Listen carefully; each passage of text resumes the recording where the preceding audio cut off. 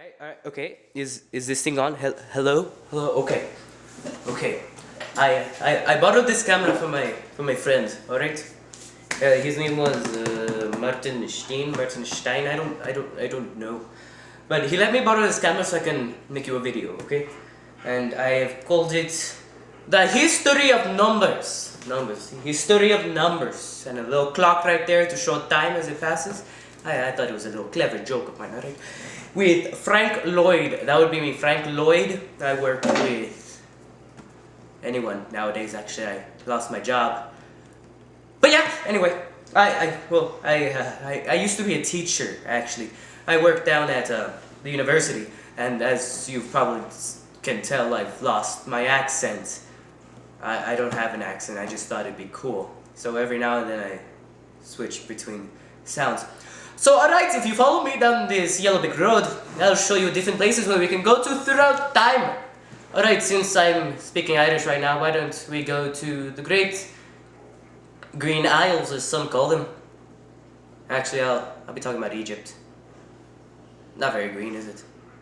Alright, anyway, let's get rid of all of this nonsense. Oh, Danny boy, the pipes are calling.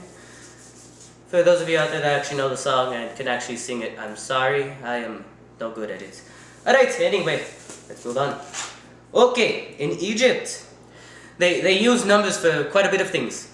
At times, they would actually use their forearm from the tip of their middle finger to their elbow to see how much a farmer would gain of profit that year. Which is sad, because if you had long arms, then you got quite a bit of money. But if you had short arms, then yeah, you struggled. But anyway, when they wrote numbers, they used a different system from us. They used a system of tens. Right? That's what we use nowadays. We count from 1 to 10 and then we start over. 11, 12, 13 until we reach the next 10 and we start over by adding 1, 2, 3, 4. Yes, try and grasp the concept. Okay? Anyway. They didn't write numbers 1, 2, 3, 4 like we did.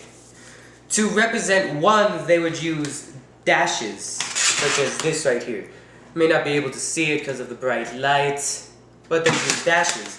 So 1 dash would represent 1. Then you had 2, 3, 4, 5. 5 dashes, of course, meant 5 until you reach 9. It would go up to 9 lines.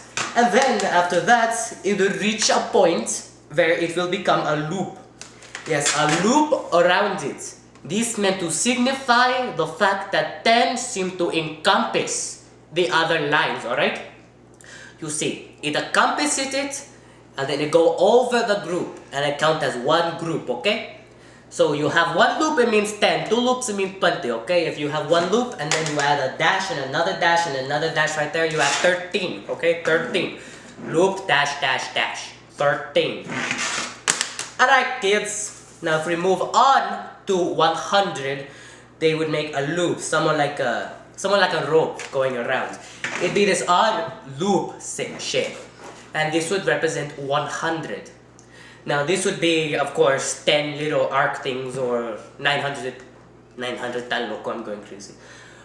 100 dashes. But of course they wouldn't write 100 dashes because then they have loops, and then they wouldn't use a bunch of loops because they have this other loopy thingy. Swirly, swirly. Brings back the days in high school, doesn't it, kids? You're probably not in high school yet.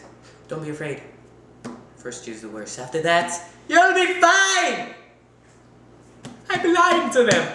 Alright, anyway, as we move on.